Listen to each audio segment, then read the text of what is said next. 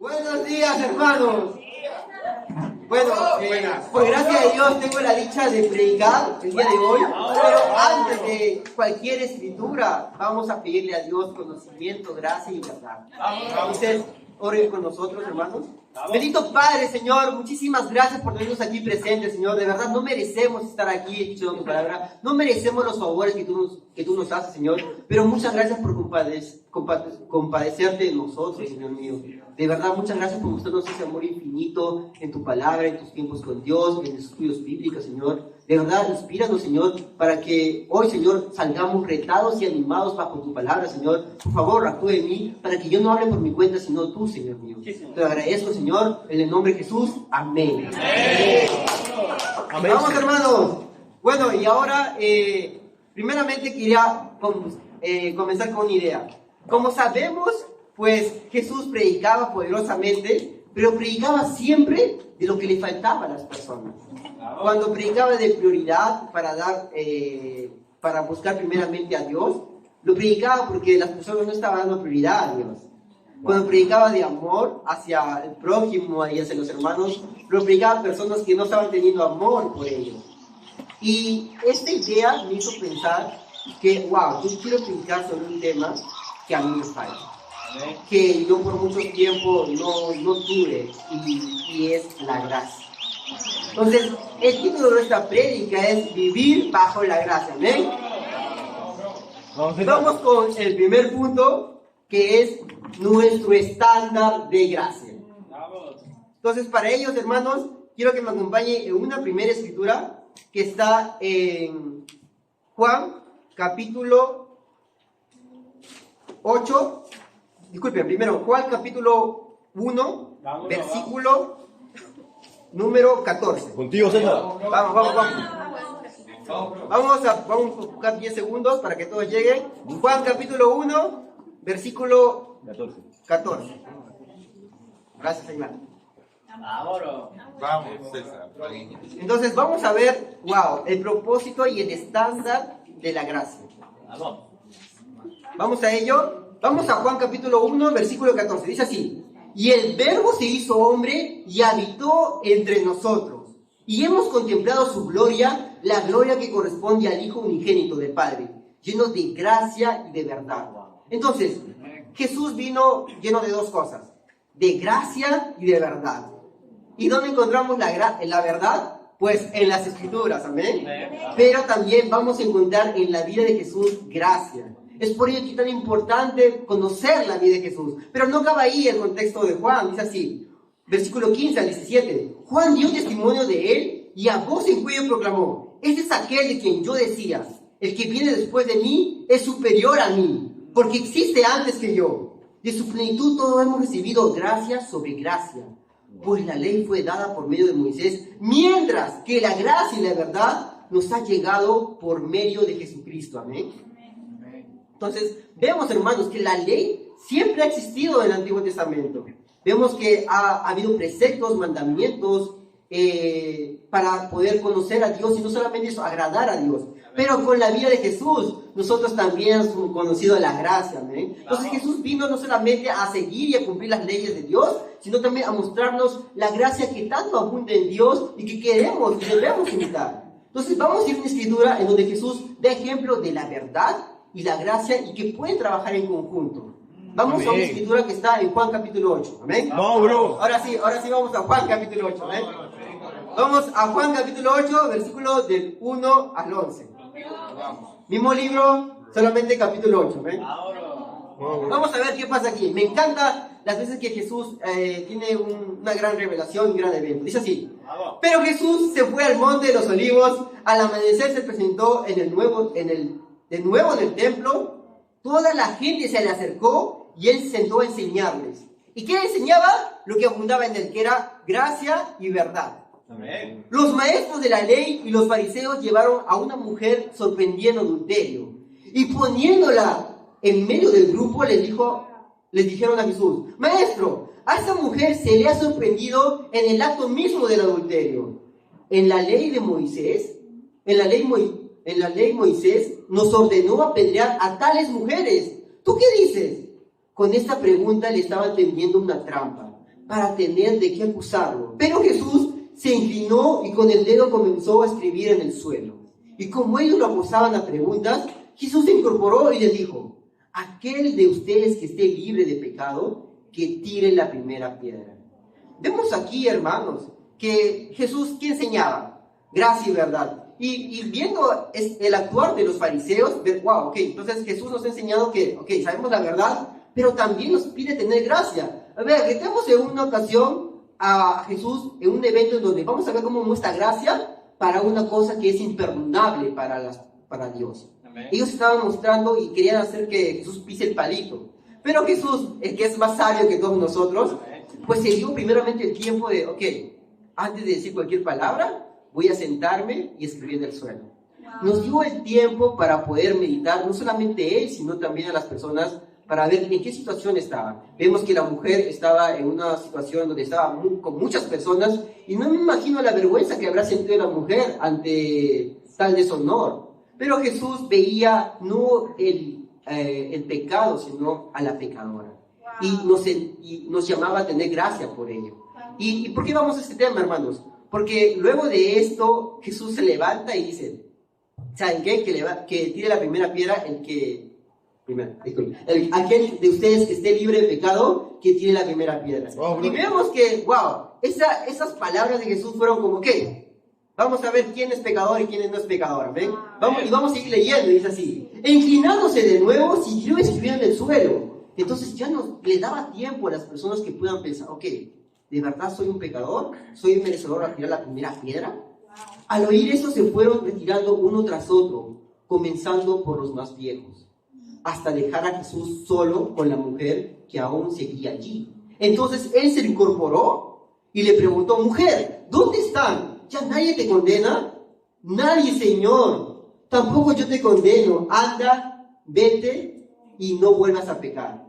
Entonces vemos aquí que los primeros que se retiraron fueron los ancianos, amén. Cuando uno vive mucho, uno tiene más conciencia de tus errores, tiene más conciencia de su pecado, amén. Entonces, y luego se va retirando poco a poco hasta ir a los más jóvenes. El punto es, hermanos, que Jesús aquí tenía dos opciones: o hacer respetar y que la mujer sea apedreada, pero en ese momento iban a ver, y Jesús, ¿dónde está tu gracia? Y si evitaba eso, mejor dicho, si positivamente decía, ok, apedréenla, los romanos tenían una ley que estaba prohibido matar. Entonces, si no obedecía, pues era quebrantar la ley. Y si obedecía, pues los romanos podían meterlo preso. Entonces, por una de esas razones, él podía salir perjudicado. Pero él optó por el comentario de, wow, mire, ¿sabes qué? Está el pecado ahí y soy consciente del pecado. Pero tengamos gracia sobre el pecado, ¿ven? Entonces, Jesús nos viene a enseñar dos cosas importantes. No quebrantar la ley, no quebrantar la verdad. Más bien, incentivar la verdad junto con la gracia, ¿ven? Entonces, vamos a nuestro segundo punto, que quiero comentarles ahora. El primer punto, como ya les recordé, es el estándar de gracia. Y el segundo punto es el único requisito para recibir la gracia. Y vamos ahora a una escritura que está en Marcos 7, de versículo 24 al 30, ¿amén? Vamos, chicos. Me avisan cuando llegan, un amén, por favor. Amén. Marcos 7, del 24 al 30. Amén. Listo, chicos. Entonces, 2, 3, vamos. Y dice así: Jesús partió de allí y fue a la región de Tiro. Entró en una casa y no quería que nadie lo supiera, pero no pudo pasar inadvertido. De hecho, muy pronto se enteró de su llegada una mujer que tenía una niña poseída por un espíritu maligno. Así que fue y se arrojó a los pies, de Jesús. Esta mujer era extranjera, sirofenicia de nacimiento, y le rogaba que expulsara al demonio que tenía su hija. Deja que primero se sacien los hijos, replicó Jesús, porque no está bien quitarles el pan a los hijos y echárselo a los perros. Sí, Señor, respondió la mujer, pero hasta los perros comen debajo de la mesa las migajas que dejan los hijos. Por haberme respondido así, puedes irte tranquila, el demonio ha salido de tu hija.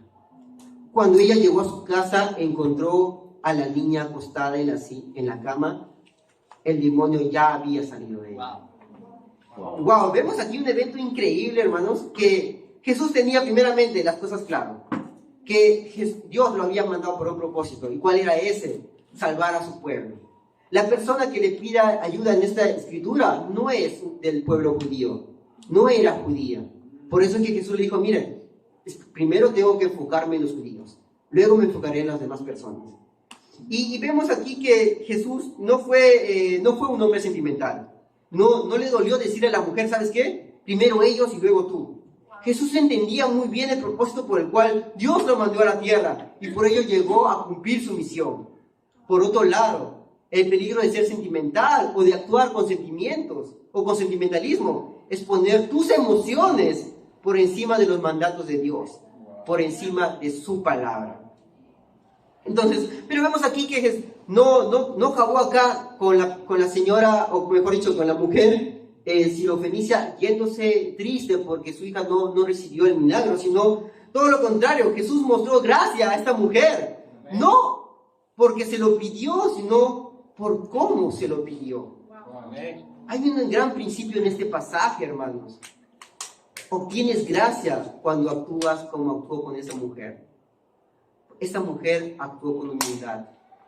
La mujer sirofénica no se acercó a Jesús con un corazón, Jesús, yo merezco que tú sanes a mi hija. ¿No eres hijo de Dios? Tú también vela por nosotros. Sino que estaba más que feliz por solo recibir migajas. Entonces, hermanos, lo que nos permite que recibamos la gracia de Jesús no es que tantas veces se lo pidamos, sino que lo pidamos con humildad. Sabiendo que no merecemos nada. Sabiendo que las migajas ya son mucho para nosotros. Entonces, de esa manera, Dios nos permite darnos gracia a cada uno. ¿Y por qué hablo de esta manera, chicos y hermanos? Porque muchas veces nosotros, como haciendo más cosas para Dios, siendo ya del reino, o conociendo más de Dios a través de su palabra, ya nos creemos merecedores porque Él es nuestro Padre y Creador de todo. Nos creemos merecedores a tener ya un sueño cumplido. Nos creemos merecedores a tener un mejor trabajo, para aportar más seguro, a ser líderes de charla, a tener una relación. Pero más que todo, hermanos, no somos merecedores de nada. Si Dios nos da, es por su gracia. Y la gracia de Dios viene por causa de la humildad al cual nos dirigimos a Él.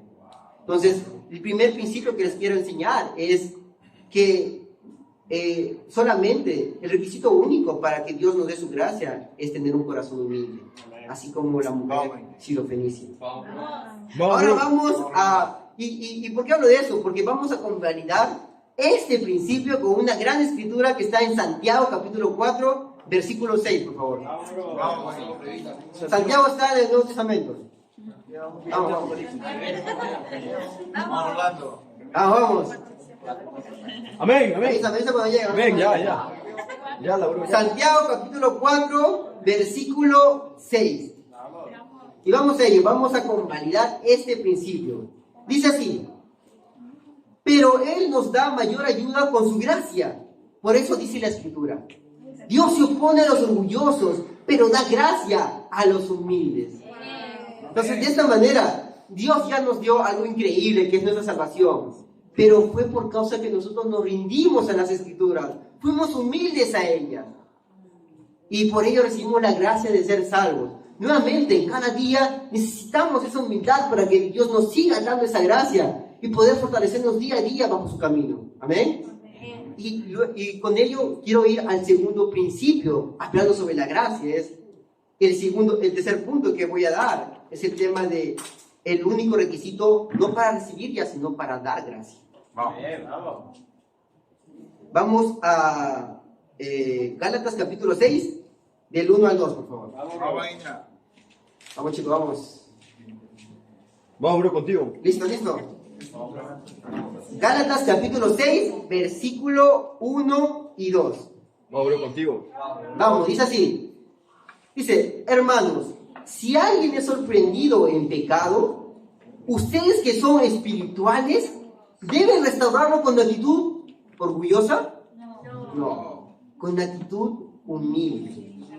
Pero cuídense cada uno, porque también puede ser tentado. Ayúdense unos a otros a llevar sus cargas. Así cumplirán la ley de Cristo. Wow. Entonces, nadie puede dar gracia a otro si no es humilde, si no va con un corazón humilde a ayudar. Jesús pudo dar gracia porque siempre actúa con humildad, sin beneficio alguno. Y bueno, algunas personas, inclusive yo, tenía este pensamiento de, wow, Señor, yo quiero ayudar, pero quiero ayudar diciéndole de manera fuerte, ¿no? ¿En qué se está equivocando? Pero no iba a un corazón humilde a que esa persona pueda arrepentirse de su pecado, sino yo más que todo quería enfocarme en mí. Yo quiero actuar fuerte porque es tu palabra, pero me faltaba lo que Jesús enseñaba, la gracia de enseñar. Entonces, hermanos, entender que nosotros podemos dar gracia por causa de un corazón y una actitud humilde ayuda mucho ahora a referirse y ayudar a un hermano. Si tú estás teniendo un corazón o quieres ayudar a un hermano, lo mejor que puedes hacer es acercarte con una actitud humilde. Sabemos que muchas personas fallamos. Yo fallaba. Inclusive cuando yo fallaba, la persona que me ayudaba, un hermano, era como, espero que ese hermano sea compasivo conmigo en mi falla. Pero cuando alguien fallaba y bueno, yo quería ayudarlo, yo le ayudaba y decía, pero ¿por qué no va a hacer este mandamiento tan fácil? De verdad, no es complicado mantener este mandamiento. Pero mi corazón estaba siendo humilde a ayudarlo. Quería solamente respetar el mandamiento de Dios, pero me estaba olvidando muchas veces de la gracia. Entonces, hermanos, cuando nos acerquemos a alguien que ha pecado, ha fallado con nosotros, si usted verdaderamente quiere ayudarlo, tiene que acercarse con humildad. Para dar verdaderamente la gracia que Dios nos da todos los días. Amén. Vamos. Y por ello quiero que tengamos en clave esta pregunta, ¿no? Y esta idea también. Bueno, algunas personas, como digo, inclusive yo tenía el pensamiento de servir para ser humilde. Pero en realidad, pues, no necesito servir para ser humilde. La humildad me hace servir. Muchas veces yo decía, ok, yo quiero ser humilde, voy a servir en los kids, voy a servir en la comida, voy a servir pues yendo a invitar a un hermano a comer algo, pero en realidad es como que esas obras para mí denotaban, ok, yo estoy siendo humilde, más en realidad era primeramente tener un corazón humilde para yo verdaderamente servir como Dios quiere. Entonces, hermanos, un corazón humilde te va a llamar a servir, no te va a llamar con un tema forzoso o obligado, sino con dicha de servir a los demás. ¿Amén? Sí, vamos, bro. Entonces, ¿cómo tenemos ese estándar de Jesús de humildad? Pues Él siempre servía a los demás. Él no veía el pecado que tenían las personas, sino se compadecía del pecador y daba gracia a ellos. ¿Amén? Y ahora vamos a un cuarto y último punto, que ya hablamos sobre el estándar de la gracia, cómo recibir la gracia y cómo dar la gracia. Y ahora vamos a ver cómo fortalecernos en la gracia. Entonces, hermanos, como ya hablé, primeramente vamos a una escritura en donde vemos cómo actuó la gracia por primera vez en nosotros. En Efesios capítulo 2, versículo del 8 al 9, por favor. Vamos, Efesios capítulo 2, versículos del 8 al 9. Por favor, un amén cuando lleguen. Amén. Wow, ¿todos ya llegaron? Amén. Amén. Vamos, chicos. Entonces, dice así. Porque por gracia ustedes han sido salvados mediante la fe. Esto no procede de ustedes, sino que es el regalo de Dios, no por obras, para que nadie se jacte. Entonces, hermanos, sabemos muy bien que esta escritura nos dice claramente, no, por más que hagamos obras, por más que sirvamos, no es por ello que somos salvos, sino por gracia de Dios. Amén. Pero es un tema muy importante, ¿por qué? Porque nosotros sabemos también en la Escritura de que nuestra fe con obras es valiosa.